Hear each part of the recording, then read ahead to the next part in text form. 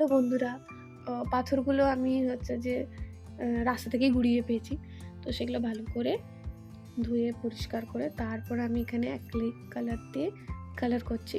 তো এটা হ্যালোউইন উপলক্ষে আমার হচ্ছে যে পেইন্ট করা হয়েছে। ভিডিওর ব্যাকগ্রাউন্ডে তোমরা একটা ঘন্টির আওয়াজ শুনতে পাচ্ছ, সেটা আমার লোলোর গলার ঘন্টি।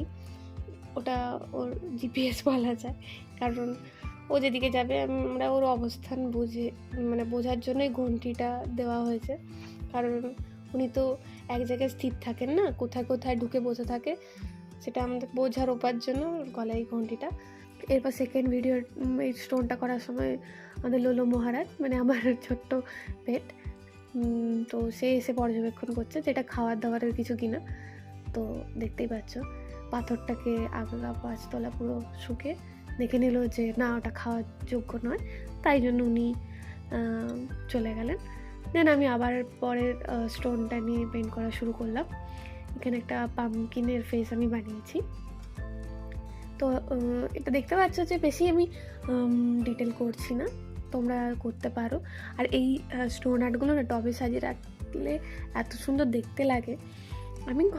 আমি অনেকগুলো আমার বাড়ির ফুলের গাছের টবে বা ইনডোর প্ল্যান্টের টবে সাজিয়ে রাখি। আর এখানে দেখতে পাচ্ছ যে সেকেন্ড স্টোনটাও আমার করা প্রায় কমপ্লিট। এটা থার্ড নাম্বার। এটা পুরোটা ডার্ক গ্রিন। আমার মনে হয়েছিল যে এটা এতটা ডার্ক গ্রিন তো ভিডিওতে প্রচণ্ড ডার্ক দেখাচ্ছে, তো আমার মনে হয় আরেকটু লাইট নিলে ভালো হতো, কিন্তু আমার ওই মুহূর্তে আর আমি দেখিনি, আমার কাছে লাইট লাগছিলো, কিন্তু ভিডিওতে দেখলাম যে ডার্ক খুব দেখাচ্ছে।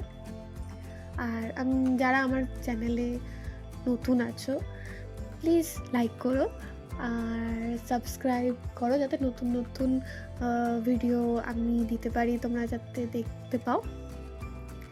আর এখানে আমি কথা বলতে বলতে দেখতে পাচ্ছ যে প্রায় এটা কমপ্লিট হয়ে আসছে। এটাও একটা মনস্টারের ফেস আমি ড্র করেছি। তোমরা যারা আমার ছোট দর্শকরা আছো, তো তারাও এই ড্রগুলো করতে পারবে, এই পেন্টগুলোও করতে পারবে। তো দেখতে পাচ্ছ যে বেশি কালারের দরকার পড়ছে না, আর খুব কোয়ান্টিটিও লাগছে না। এরকম টাইপের যদি স্টোন আর্ট যদি দেখতে চাও আমাকে কমেন্ট সেকশনে জানিও। আর ফাইনাল আউটপুটটা দেখতে পাবে। দেখো, এটা হচ্ছে ফাইনাল আউটপুট। আর কেমন লাগলো ভিডিওটা জানিও। দেখা হচ্ছে নেক্সট ভিডিওতে। চলো, টাটা।